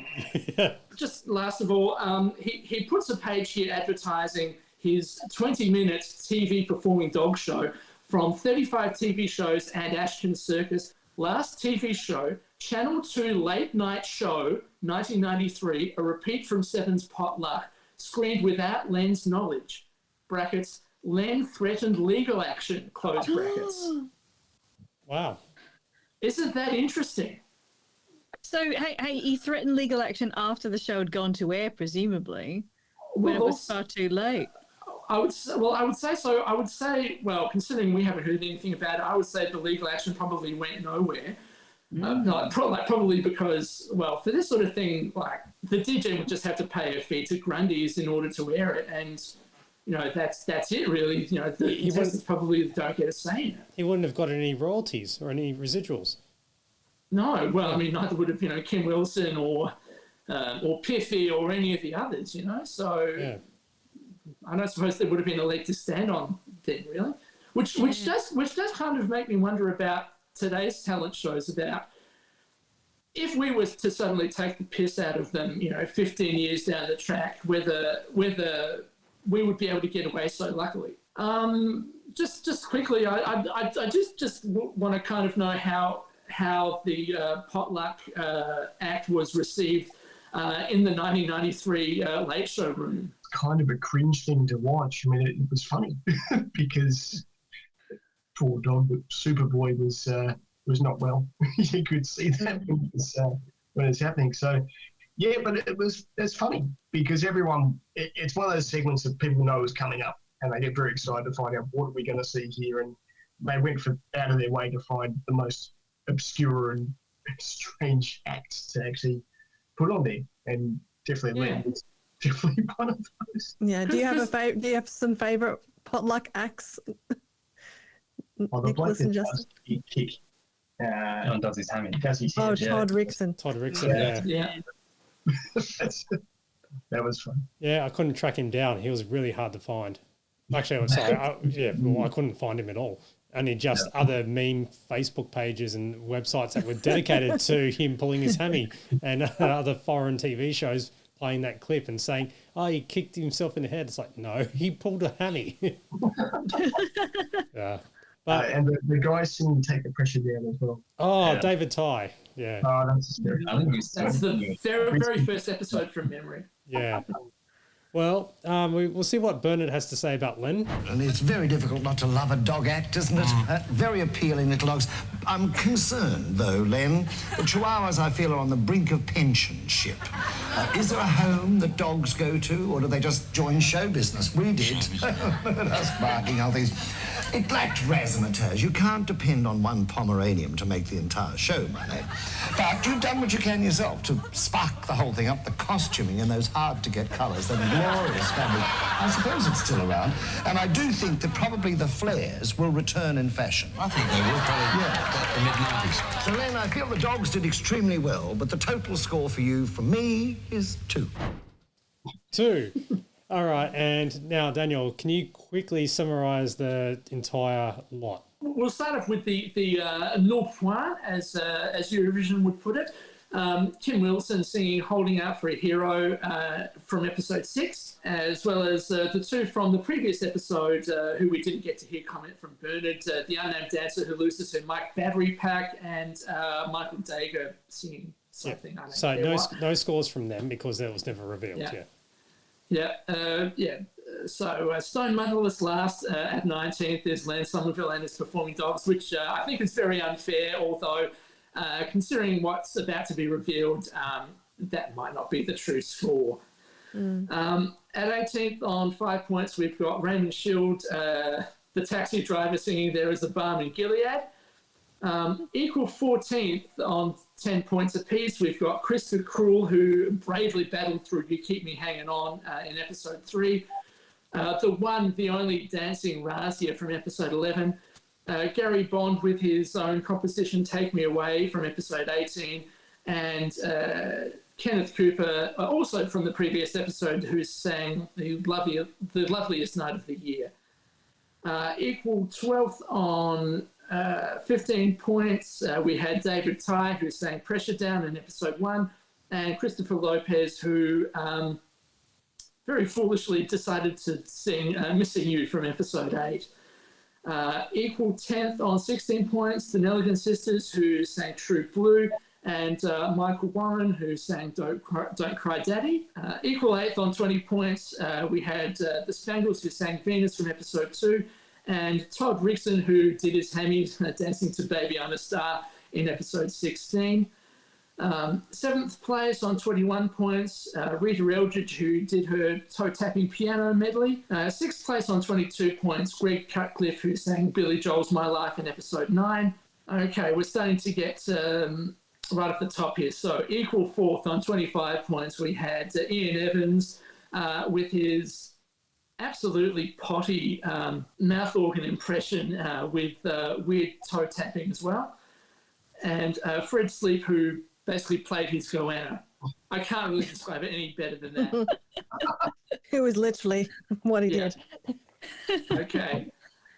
3rd place, 32 points, Darren Schutz with his magic act. Now, see, I think Len Somerville's real score probably would have been around there, because I think Len probably would have been in that sort of same league as Darren Schutz's magic act and Piffy, who we still haven't heard from. Could he be number 2 or number 1? Well, at number 2, at 34 points, we had Alan and Brenda Saying Rockabye Your Baby with the Dixie Melody. So that means that number one with 40 points, playing Lady of Spain expertly on the bells. It's the one, the only, Piffy!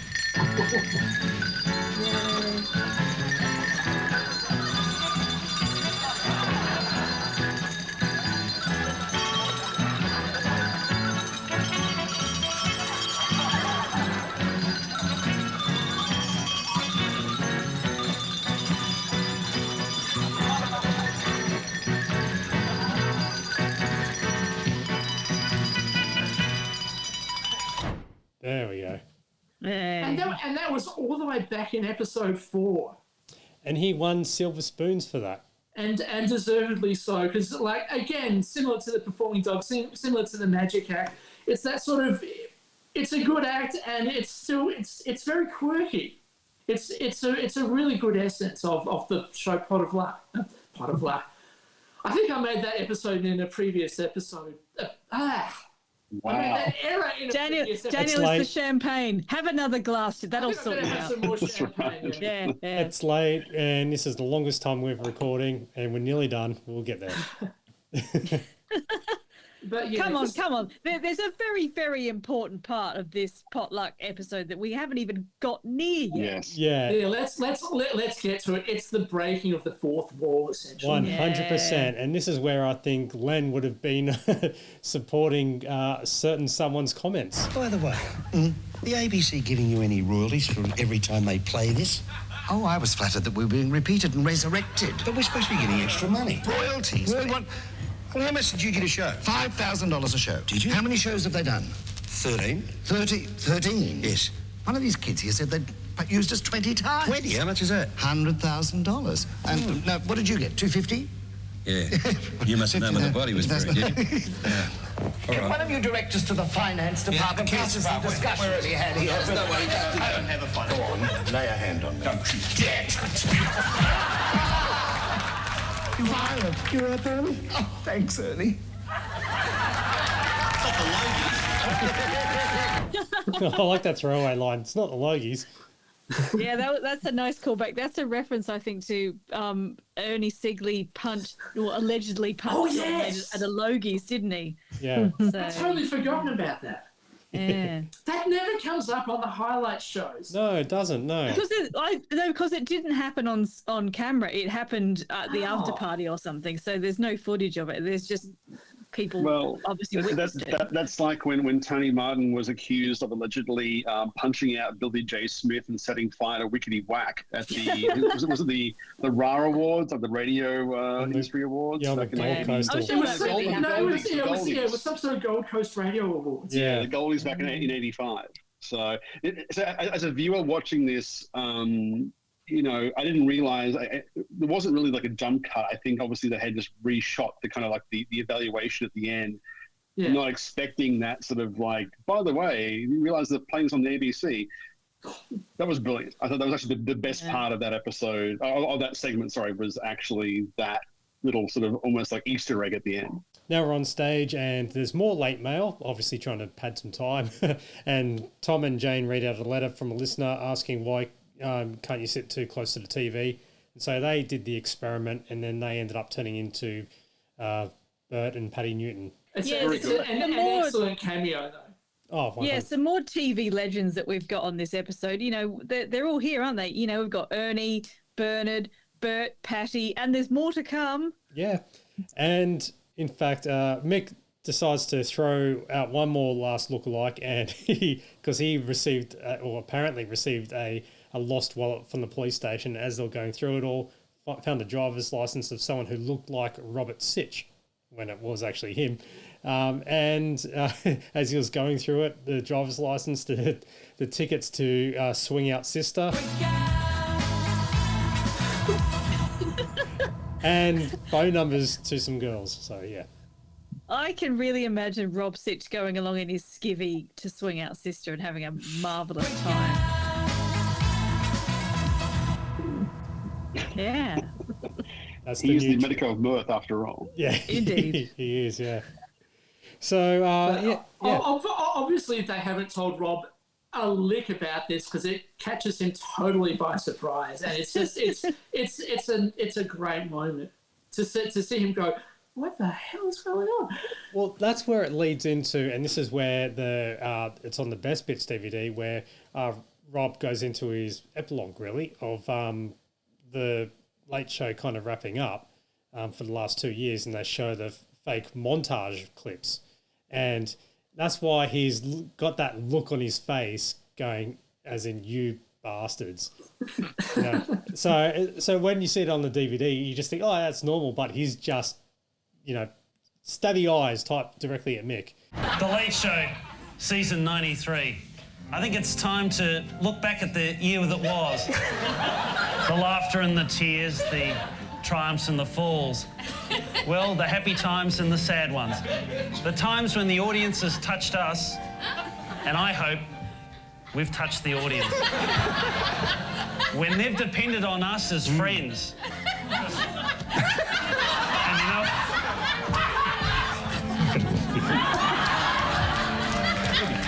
Nah, you. I'm so glad you didn't leave Casablanca. Friends, Rob. They depended on us as friends.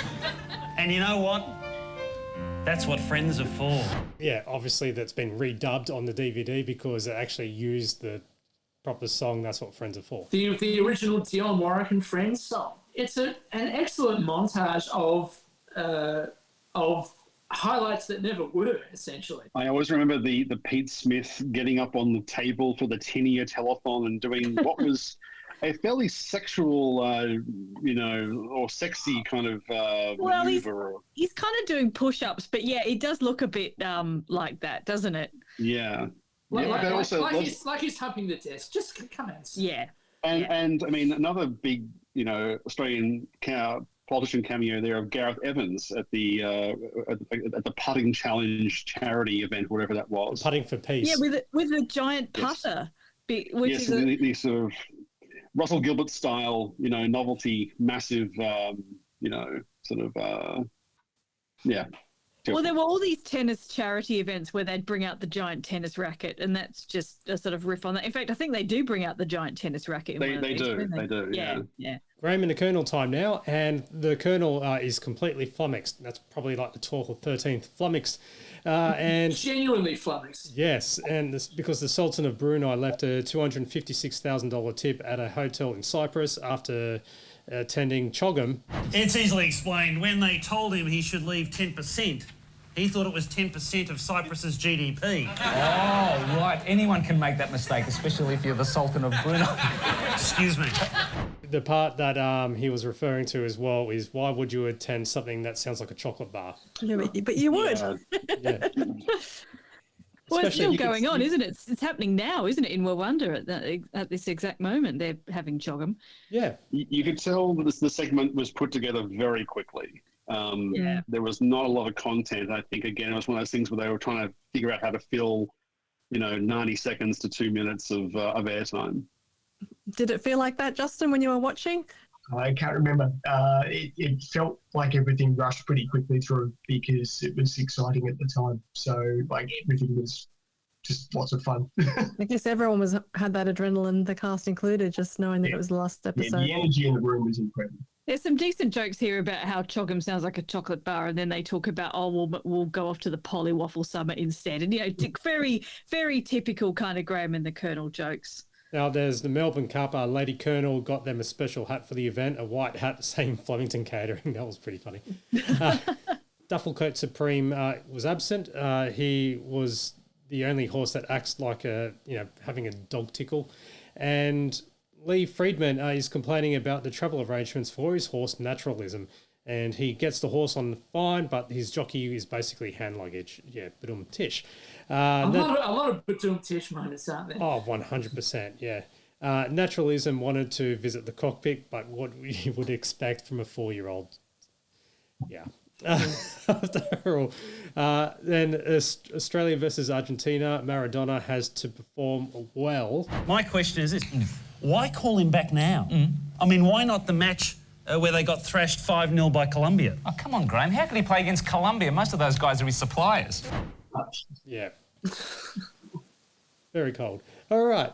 So after that, Graham and the Colonel, which was just basically thrown in. It was just filler. Yeah, because of the big closing musical finale, which, like after they did play a montage of the whole musical guests and stuff like that, which I could easily play, but I only want to point out this one because have a listen to the audience reaction to this one bit.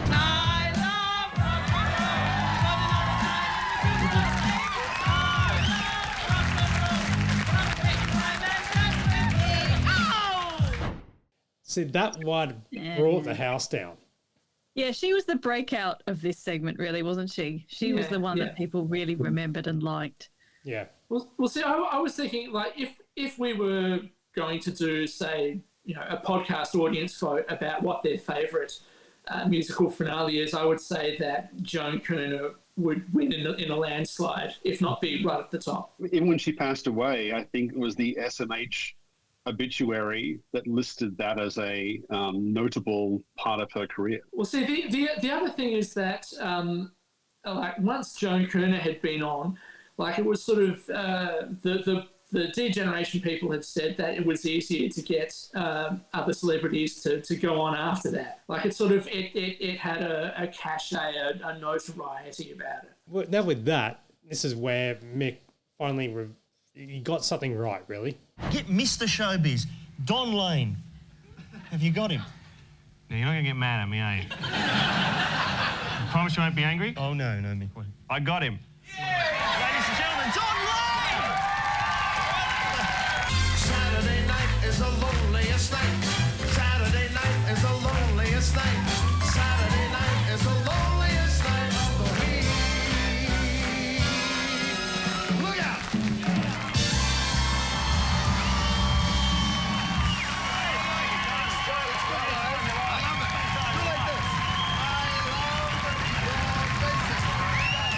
What was the atmosphere like for that, being in the audience?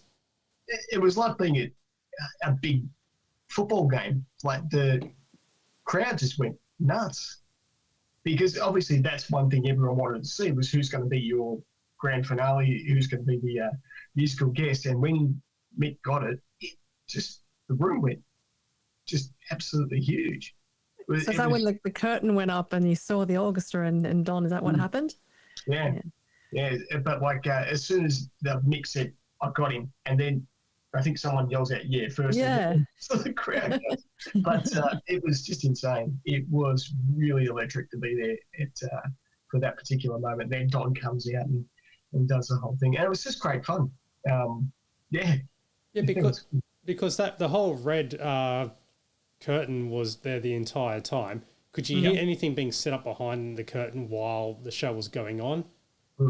I couldn't hear anything. I didn't notice anything going on. They hadn't alluded to the fact that anything was going to be coming out. So, yeah, it was surprised. And then when Don came out and started showing the camera onto crowd members and bam, there you are, with Jane sitting right next to you. That was good. That was good fun. That was unexpected as well. Yeah, I just really enjoyed that. It must have been just lucky where I was sitting that's just the right spot. But it was good fun. I remember watching that at home, and I was born sort of at the end of the 70s, so I was too young to have ever watched the Don Lane show. So I didn't understand what Don Lane was doing with the camera and all that sort of stuff, and the whole giving someone a necklace thing, and even the I Love Your Faces bit. I didn't know what any of that stuff was. And it was only when I got a Don Lane DVD and I saw episodes of his 70s Tonight Show, and I went, okay, I finally now understand the end of the Late Show. And I'm just wondering, you're probably kind of roughly the same age as us, aren't you? You probably didn't know what it was either. No, I really wasn't sure. I was aware of Don Lane through like Hey Hey Saturday and all that sort of thing. I'd seen him on TV. I was too young for the show. I'm similar age as well. I do know of the show, but I just don't remember when I recognised about the I Love Your Faces and the whole panning the audience thing. But it is something that I subsequently learned. Yeah, I guess watching it at home at the time, it felt like a bit of a weird way to end the show because, for me, the show was about the Late Show and they were kind of, giving over to one of their heroes, which I understand now. But at the time I was like, well, I want to see the Late Show people. I don't want to see this weird thing with Don Lane. And yeah, so I had a different reaction at the time to now where I think, well, actually, this is kind of fun, Yeah, it's a very show busy, glitz and glamorous. I mean, he comes out singing a Sinatra song. That's classy as heck. Like, what a good sport Don Lane is, though, because even back in the D-Gen radio days, they would rib on him so hard. And even on the the opening of this season with the still number 4. Oh, and yes. They're bringing him on for that as well. And so the fact, and you can just tell how much of a sort of classic entertainer that Don Lane was, because I mean, not only was he obviously keen to come out and do it, but he knocked that song out of the park. I mean, I actually really love his rendition of that song. Yeah, it's great, isn't it? It's really, really good. Yeah. Usually there would be credits. Now, I don't think there was any big surprises in there, was there, Daniel? Not really, apart from just being a very long list of special guests. Bert Newton and Paddy Newton. Paddy spelled with an IE, which is a bit misspelled. Is it too late to break out that pedantry for one more time? Hold on. Pedantry. There we go. So there we go. One last bit of pedantry to end the series with. Oh, hold on, wait. We also got the other one. Pedantry. Yeah, disco pedantry. You know what I friggin' love is that in the credits they only refer to you as the Pissweek Kids and not by your actual names. Yeah. Was there one that did one of the early ones? Maybe even when we did Pissweek World, it was actually they gave us our names. Yeah, maybe. Yeah, it was only like one off. And then when you've performed separately, like in your own separate sketches or whatever. But when you're together, it's always the So that's that's it. Wow. Well, can you believe it? 40 episodes. Yes. Yeah, And 2 years almost. 2 years, just like this podcast. So that wraps up season 2, episode 20 of The Late Show, as well as episode 40 of the Champagne Comedy Podcast. So what do we do now? Yeah, well, this is what I felt at the time. I remember feeling on Saturday nights there's this real gap in my life, and I kind of still feel that to a certain extent. So now on Saturday mornings, there's going to be a gap in my life of not having this podcast. Because Alison is based in the UK, so she's in the morning. Yeah, so it's a little bit different. We're all in different time zones. So basically, Saturday's a complete dead zone for the rest of my life now, unless you can fill it with a new podcast that you can have a lie-in. You can sleep in for a couple of hours. Well, while we're done with The Late Show, we will return to dissect more of their stuff. So we've got D-Generation, we've got Frontline, we've got Funky Squad. So I've got all the DVDs ready and waiting. Yeah. So we've got other bits and pieces. So I've got Frontline. I've got A River Somewhere. I've got Hollow Men. I've got Thank God You're Here.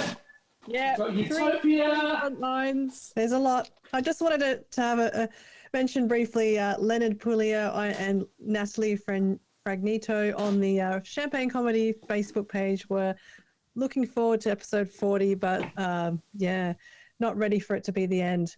Leonard says the podcast got me through COVID lockdowns and my walks within the old 5 kilometre radius.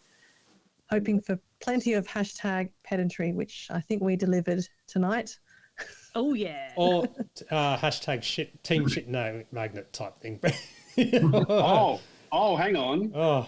What was that again, Matt? Hashtag. You mean... There we go.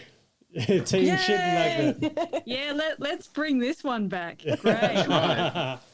The true definition of what was spoken by Mick Malloy. Get out here, Alfie, you shit magnet! It's been great going through these 40 episodes. The Champagne Comedy Podcast. It was truly a product of its time. A product of its time. Thank you very much, Daniel. Thanks to everyone for being part of it. Look, I've got to do a quick wrap up here. So, unfortunately, I just want to say thank you also to Prue and Tony to be part of this. Prue couldn't make it. and also Tony, but we did hear some Tony. So thanks everyone for being part of this.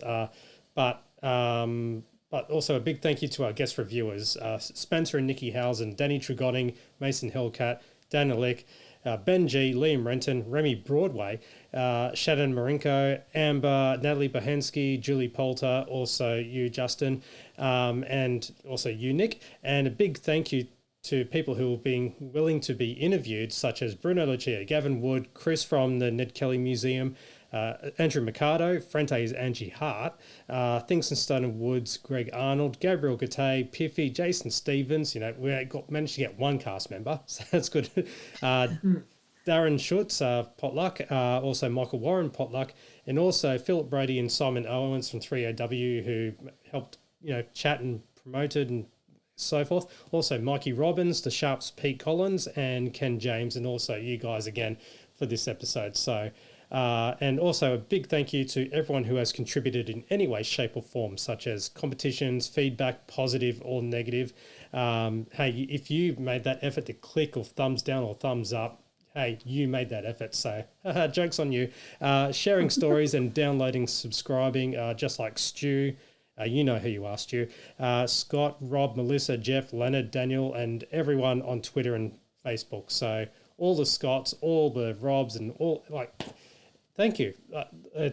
We may be very niche and so forth, and really like just obsessed with Australian comedy with this thing and so forth. We go on waffle on for too long, but yeah, thank you so much for being part of everything. But we will be doing more, so just stay subscribed, and you never know what. Well, I'm not going to set anything in stone yet, but we do have some more ideas as well as some potential spin-offs. But just stay subscribed to the podcast feed. That's all I can say.